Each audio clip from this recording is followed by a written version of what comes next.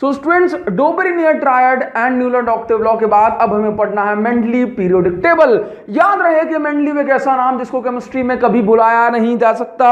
Mendeleev एक ऐसा नाम जो बहुत ज्यादा जीनियस और बहुत बुद्धिमान थे। मेंडलीव ने सारी केमिस्ट्री की दिशा और दशा दोनों को बदल दिया। अगर कहा जाए कि भाई न्यूलैंड ऑक्टेव लॉ को अगर हम देखें, न्यूलैंड का जो एलिमेंट्स का क्लासिफिकेशन अगर हम उसको समझे तो हमने पढ़ा कि भाई न्यूलैंड ने एलिमेंट को अरेंज किया, जबकि उसका रूल केवल लाइटर एलिमेंट कैल्शियम तक ही फॉलो होता है। न्यूलैंड का जो ऑक्टेव लॉ है केवल कैल्शियम तक ही फॉलो होता है, उसके बाद ये जो न्यूलैंड ऑक्टेव लॉ है ये फेल होता नजर आता है। न्यूलैंड ने अपनी मर्जी से एलिमेंट्स को अरेंज किया, थोड़ा सा लॉजिक लगा के।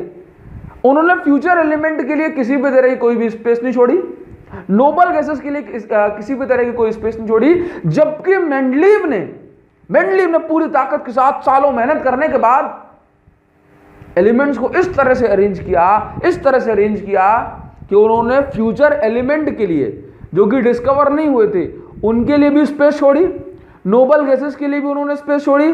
इसके साथ साथ जो आने वाले एलिमेंट थे, अनडिस्कवर्ड एलिमेंट, उनकी भी प्रॉपर्टी को प्रिडिक्ट किया, उनकी ये प्रॉपर्टी को पहले से बता दिया कि यहां पर ये एलिमेंट आएगा, यहां पर ये एलिमेंट फंसेगा, इसकी प्रॉपर्टी ऐसी ऐसी होगी। तो मेंडलीव इतने जबरदस्त व्यक्ति थे कि जो एलिमेंट डिस्कवर भी नहीं हुए उनकी प्रॉपर्टी तक उन्होंने बता दी। तो सोचो कितना बुद्धिमान व्यक्ति होगा वो, इतने बुद्धिमान व्यक्ति कि उनके नाम पर, उनके सम्मान पर एक जो है एलिमेंट का नाम भी रख दिया गया 101 मेंडलीवियन, है ना। याद रखना है आपको कि भाई मेंडलीव पीरियोडिक टेबल सबसे बेस्ट क्लासिफिकेशन थी कब तक की, जब तक उन्होंने ये क्लासिफिकेशन दिया। मेंडलीव के समय जो है केवल 63 एलिमेंट्स के बारे में ही जानकारी थी, केवल 63 एलिमेंट ही जो है डिस्कवर हुए थे। तो मेंडलीव ने 63 एलिमेंट को अरेंज किया। अरेंजमेंट हुआ इंक्रीजिंग एटॉमिक मास के बेसिस पर। किस बेसिस पर हुआ? इंक्रीजिंग एटॉमिक मास के बेसिस पर। लेकिन इस बार उनके अरेंजमेंट का जो जरिया था, जो बेसिक थी, जो जड़ थी, वो थी फिजिकल एंड केमिकल प्रॉपर्टीज। क्या थी? उन्होंने फिजिकल एंड केमिकल प्रॉपर्टीज के बेसिस पर केमिकल को अरेंज किया और बहुत शानदार तरीके से अरेंज किया। जब भी हम बात करते हैं फिजिकल प्रॉपर्टीज की तो याद रखना हम बात करते हैं उसके मास की, हम बात करते हैं डेंसिटी की, हम बात करते हैं मेल्टिंग पॉइंट की, हम बात करते हैं बॉइलिंग पॉइंट की। लेकिन जब हम बात करते हैं केमिकल प्रॉपर्टीज की, chemical properties of A element से हम क्या समझते हैं? याद रखना, केमिकल प्रॉपर्टी का मतलब है कि कोई भी एलिमेंट दूसरे एलिमेंट से किस तरह से रिएक्ट करता है, कोई भी एलिमेंट दूसरे एलिमेंट से किस तरह से रिएक्ट करता है, that is called its chemical property. For example हम बात करें कि भाई हाइड्रोजन ऑक्सीजन के साथ कैसे रिएक्ट करता है, तो हमने कहा कि भाई ये H2O बनाता है। क्या बनाता है? H2O। हमने कहा भाई कि जैसे मान लो कि Na सोडियम हाइड्रोजन के साथ कैसे रिएक्ट करेगा, तो आपने कहा कि भाई NaH बनाता है, ठीक है ना। तो इन्होंने क्या किया कि भाई केमिकल प्रॉपर्टी का मतलब क्या कि भाई कोई भी एलिमेंट किस तरह से रिएक्ट करता है, किस तरह से इंटरेक्ट करता है दूसरे एलिमेंट के साथ।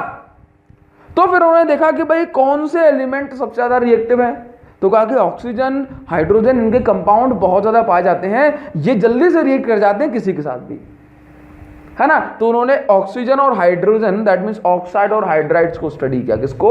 ऑक्साइड और हाइड्राइड को। इन्होंने क्या किया कि भाई वो सभी एलिमेंट जो ऑक्सीजन के साथ और हाइड्रोजन के साथ एक तरह से एक्ट करते हैं, एक तरह से रिएक्ट करते हैं, उन सबको एक कॉलम में रख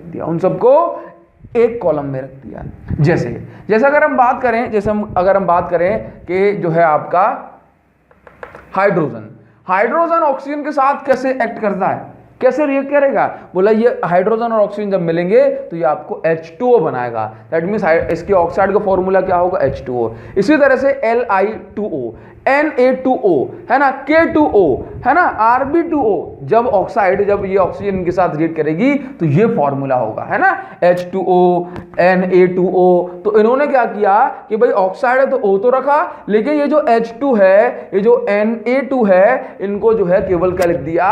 R2, है ना। तो किसी भी एलिमेंट के लिए हमने क्या वर्ड यूज किया, क्या अल्फाबेट यूज किया? R। ठीक है ना। अब देखो जैसे अगर बात करें मैग्नीशियम, तो मैग्नीशियम ऑक्साइड के साथ कैसे रिएक्ट करती है, बोला MgO, मैग्नीशियम ऑक्साइड का फॉर्मूला MgO, कैल्शियम ऑक्साइड का फॉर्मूला ये आपका जो है CaO है ना। तो इसी तरह से देखा कि भाई ये जो वो सभी एलिमेंट जो ऑक्सीजन के साथ एक जैसे तरीके से एक्ट करेंगे उनको यहां पे लिख दिया।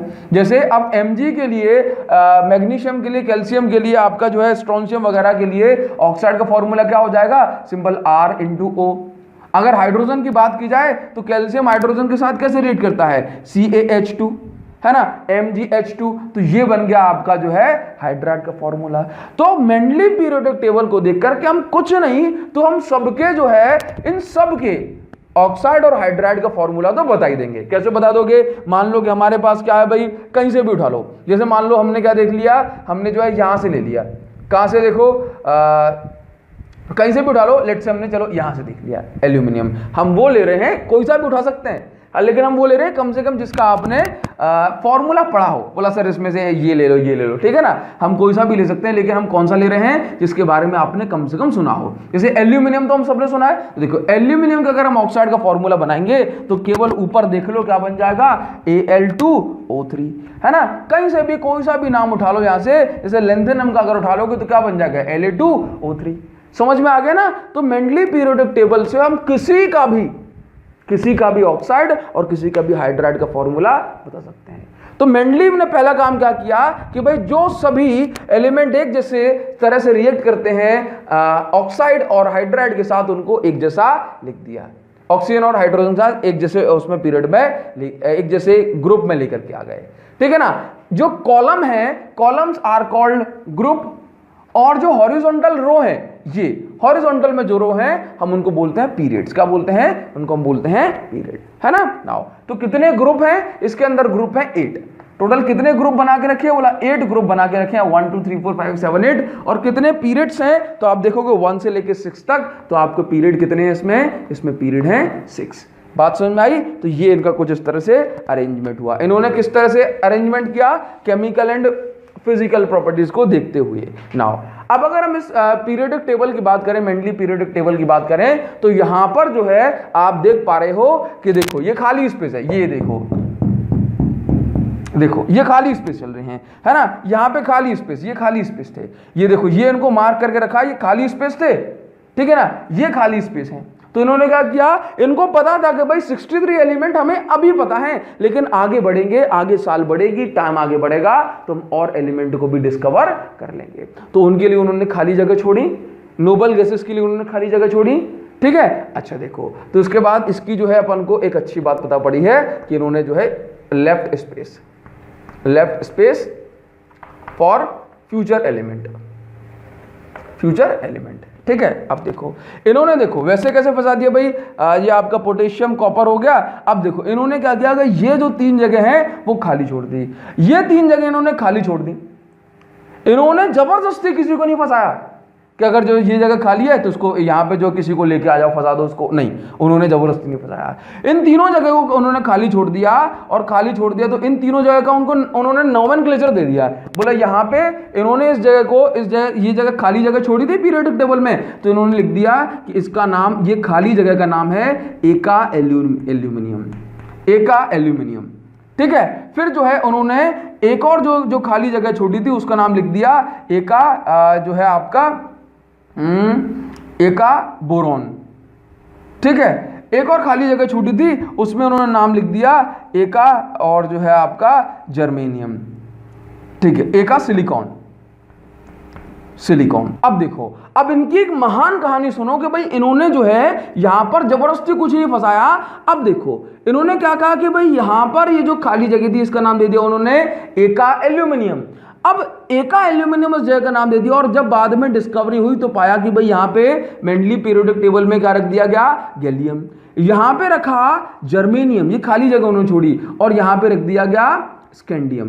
क्या रख दिया गया, स्कैंडियम, ठीक है, ध्यान से देखना, यहाँ पर स्कैंडियम रख दिया गया।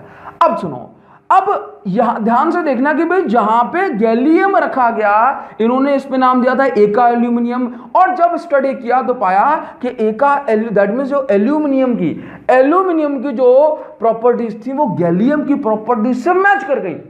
उसका मतलब क्या, वो क्या जबरदस्त इंसान थे कि इस जगह को खाली छोड़ गए, इस जगह का नाम रख गए एका एल्यूमिनियम, और जब यहाँ पर जो एलिमेंट फंसाया गया उसकी वैसी प्रॉपर्टी निकली जो कि एल्यूमिनियम की जैसी थी। जैसे अगर मान लो गैलियम का ऑक्साइड का फॉर्मूला बनाओगे तो सेम आएगा, और दोनों का ऑक्साइड का फॉर्मूला बनाओगे सेम आएगा, है ना, इनकी प्रॉपर्टी जो है सेम है। जैसे जर्मेनियम सेमीकंडक्टर है, और जो आपका सिलिकॉन भी सेमीकंडक्टर है। इस जगह पर वो सिलिकॉन लिख के गए थे भाई, खाली जगह, और उसको नाम दे दिया था उन्होंने कि ये एका सिलिकॉन है। और जब यहाँ पे डिस्कवरी हुई लगा दिया जर्मेनियम, तो उसका मतलब सिलिकॉन जो उन्होंने नाम दिया था पहले से प्रिडिक्ट किया था, और जर्मेनियम की प्रॉपर्टी सेम निकल के आई। इसकी प्रॉपर्टी स्कैंडियम की और बोरॉन की, स्कैंडियम की और बोरॉन की प्रॉपर्टी सेम निकल के आई, सिलिकॉन की और जर्मेनियम की प्रॉपर्टी सेम निकल के आई। तो यहां से क्या समझ में आया, कितना बुद्धिमान व्यक्ति होगा वो कि जिनके बारे में हमें पता भी नहीं था, जिनका नाम भी नहीं जानते थे, उनकी प्रॉपर्टीज भी वो बता के चले गए। नाउ इसके बाद अगर हम बात करें कि इसमें जो है बहुत सारी चीजें अच्छी थी, लेकिन इसमें कुछ कमियां थी, लिमिटेशन, है ना। देखो पहली कमी हमें यहां पे समझ में आ रही है कि इन्होंने जो है प्रॉपर्टीज को मैच करने के लिए, सही तरह से अरेंजमेंट बिठाने के लिए, देखो हमने कहा था कि इंक्रीजिंग एटॉमिक मास में है ये टेबल, लेकिन क्या हो रहा है भाई, अगर हम कोबाल्ट और निकेल को देखेंगे, कोबाल्ट और निकेल को हम देखते हैं, तो यहां पर क्या हो रहा है भाई, इसका एटॉमिक मास कम है निकेल का, और इसका ज्यादा है। तो निकेल को पहले आना चाहिए था, कोबाल्ट को बाद में आना चाहिए था, लेकिन क्या हो रहा है कि भाई ये जो है इन दोनों की जो प्लेस में डिफरेंस है ना। तो यहां पर कहीं कहीं पर प्लेसिंग में डिफरेंस है ना, प्लेसिंग यहां पर एक एरर है। चलिए भाई, तो यहां पर आपको ये बात समझ में आई होगी, है ना, इंपॉर्टेंस आपको समझ में आ गई, फ्यूचर एलिमेंट वगैरह के लिए जगह छोड़ी। अगर हम बात करें लिमिटेशन की, लिमिटेशंस की बात करेंगे, तो लिमिटेशन में आप देखो, तो लिमिटेशन में पहली लिमिटेशन तो आप लिख सकते हो कि place of cobalt and nickel, है ना, place of cobalt and nickel was not right according to atomic mass, according to increasing atomic mass. तो आपको ये पूरी बात लिखनी है, place of cobalt and nickel was not right according to increasing atomic mass. दूसरी प्रॉपर्टी की अगर हम बात करेंगे तो यहां पर आप लिखेंगे पोजीशन ऑफ हाइड्रोजन। यहां पर पोजीशन ऑफ हाइड्रोजन को लेकर के बड़ी समस्या थी मेंडली पीरियोडिक टेबल में। क्या पोजीशन ऑफ हाइड्रोजन, बताते हैं कैसे। अगर हम हाइड्रोजन की पोजीशन के बारे में बात करें तो देखो, हाइड्रोजन को एल्कली मेटल के साथ रखा गया। किसके साथ रखा गया है, एल्कली मेटल के साथ, है ना। जबकि हाइड्रोजन की जो प्रॉपर्टी है, हाइड्रोजन को एल्कली मेटल के साथ रखा गया है, जबकि हाइड्रोजन की जो प्रॉपर्टी है वो हेलोजन के जैसी भी है ना, मतलब ये कोवेलेंट बॉन्ड बना सकते हैं। बात समझ में आती है। तो जो पोजीशन ऑफ हाइड्रोजन है ये सही नहीं है, मतलब इसमें जो है प्रॉब्लम है, एल्कली मेटल के साथ रखा गया है, जबकि ये जो है हेलोजन वाली प्रॉपर्टी भी शो करते हैं। हेलोजन दैट मींस क्लोरीन और जो है ब्रोमीन, फ्लोरीन, इनके जैसे बॉन्ड बना सकते हैं, ठीक है ना। अगर हम बात करें आपसे, नेक्स्ट जो बात है वो है आइसोटोप को लेकर के, है ना। आइसोटोप क्या होता है, बोला नहीं समझ में आता सर। देखो आइसोटोप क्या है, इस नेचर में एक एलिमेंट जो है वो एक से ज्यादा फॉर्म में एग्जिस्ट करता है। जैसे अगर हम आपसे बात करें कि भाई हाइड्रोजन की बात करते हैं, किसकी, हाइड्रोजन की, तो भाई हाइड्रोजन जो है ना, हमें इस टेबल में तो दिख रहा है कि भाई एक हाइड्रोजन है, लेकिन प्रकृति में हाइड्रोजन जो है 3 फॉर्म में एग्जिस्ट करता है। जैसे एक हाइड्रोजन वो होता है जिसके पास, जैसे आपने पढ़ा ना 1H1, 1H2, 1H3, ठीक है ना। इसका मतलब क्या, हाइड्रोजन इस नेचर में ऐसा है कि जिसके पास एक प्रोटॉन एक इलेक्ट्रॉन। एक हाइड्रोजन का रूप ऐसा भी है जिसके पास 2 प्रोटॉन 1 इलेक्ट्रॉन, और एक हाइड्रोजन का रूप ऐसा भी है जिसके पास 3 प्रोटॉन 1 इलेक्ट्रॉन, है ना। इसको हम प्रोटियम, ड्यूटेरियम, ट्रिटियम कहते हैं, है ना। तो आइसोटोप की पोजीशन को लेकर के यहां पर जो है प्रॉब्लम थी, है ना। एक एक एलिमेंट को बताया, लेकिन उनके आइसोटोप कहां जाएंगे, ये प्रॉब्लम थी, है ना। तो ये एक प्रॉब्लम अपन को साफ साफ नजर आती है। तो ये कुछ छोटी छोटी सी प्रॉब्लम थी जो कि आपके मेंडली पीरियोडिक टेबल में थी। आई होप आपको ये सारी बात समझ में आई होगी, आपको ये मेंडली पीरियोडिक टेबल समझ में आई होगी। और अगर आप मुझे कमेंट करके बताएंगे, मुझे दिल से बहुत ज्यादा खुशी होगी कि कम से कम कुछ आपको समझ आया, इसमें मेरा भी कुछ कंट्रीब्यूशन हो पाया। Thank you so much guys, thanks a lot. Channel को सब्सक्राइब कर लेना अगर आप इस चैनल पर पहली बार आए हैं। आपको बहुत सारी इस तरह की वीडियोस मिलने वाली हैं जो आपके यूजफुल होंगी आपके लिए, और आपके लिए बहुत ज़्यादा आपकी हेल्पफुल होंगी। अगर आप क्लास 10th में हैं, आप चाहते हैं कि हमारी चैनल की ग्रोथ में आपकी भी थोड़ी सी सपोर्ट हो पाए, तो इस चैनल को अभी सब्सक्राइब करने के साथ साथ लिंक को कॉपी करना और जो है फ्रेंड्स को अपने व्हाट्सएप पर इसको जरूर शेयर कर देना। Thank you so much guys, thanks a lot, comment करके जरूर बताना। Thank you guys.